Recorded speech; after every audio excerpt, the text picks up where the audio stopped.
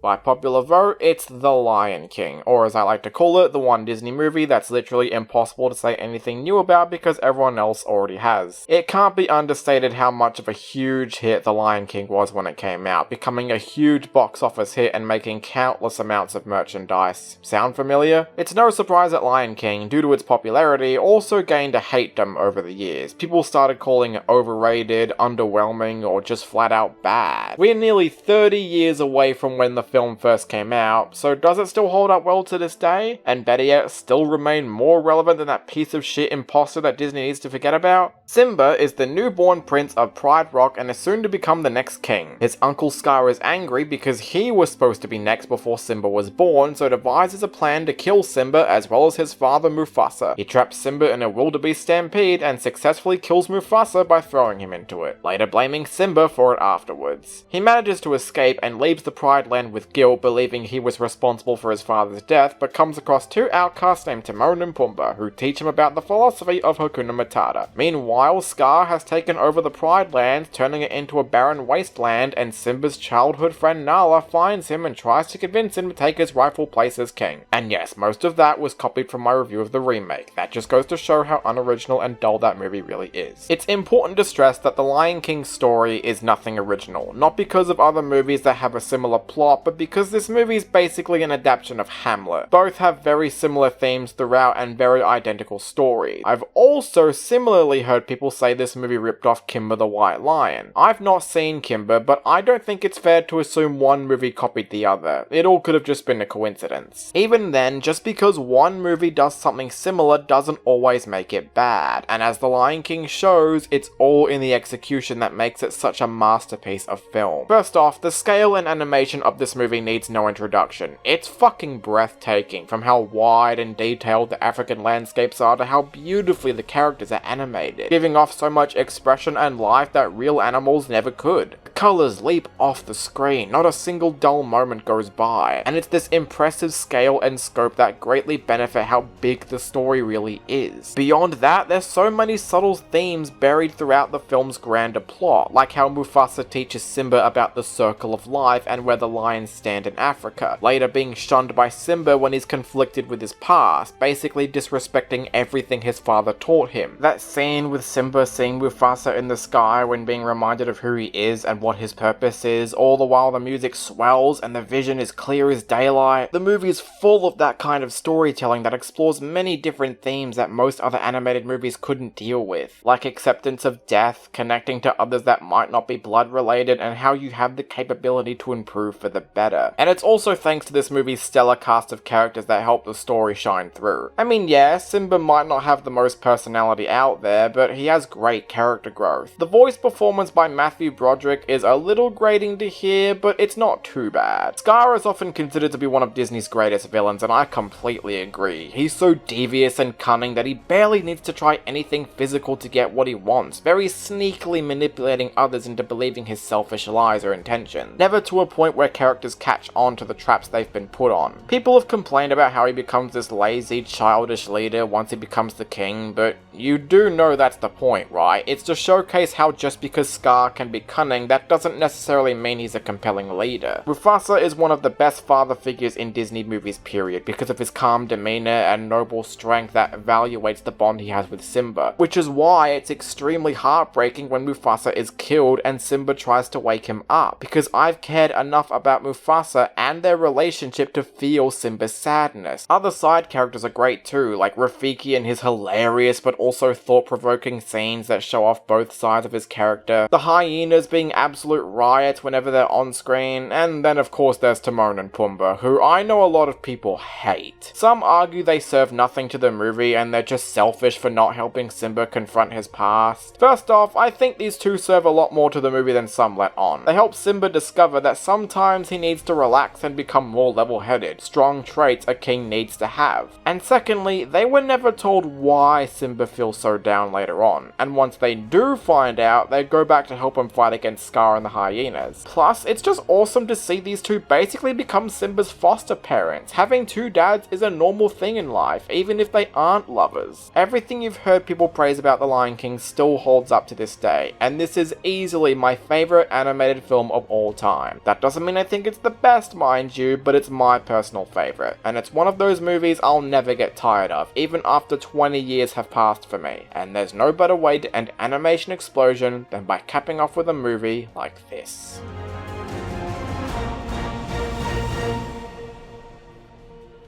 And with that, ladies and gentlemen, we are officially finished with Animation Explosion. It's bittersweet to end things here because while I've gotten tired of this format, I've still had a lot of fun doing this. Through all the ups and many downs, I've enjoyed doing Animation Explosion for as long as I've needed to. This, of course, doesn't mean I'm finished looking at new animated movies, it just won't be an annual thing anymore. And who knows, I might bring Animation Explosion back if I really wanted to continue it. But as for now, all I can do is look to the future for better things to come.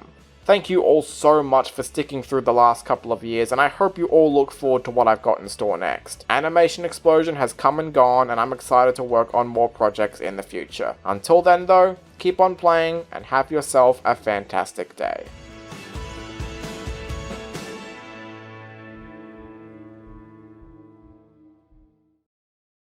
What? Animation Explosion is over? And now he gets to choose what movies he reviews next? Does this mean he's not reviewing the new Minions movie? Calm your traps, Ross Trump, I'm still doing it. Oh. That'll be fun.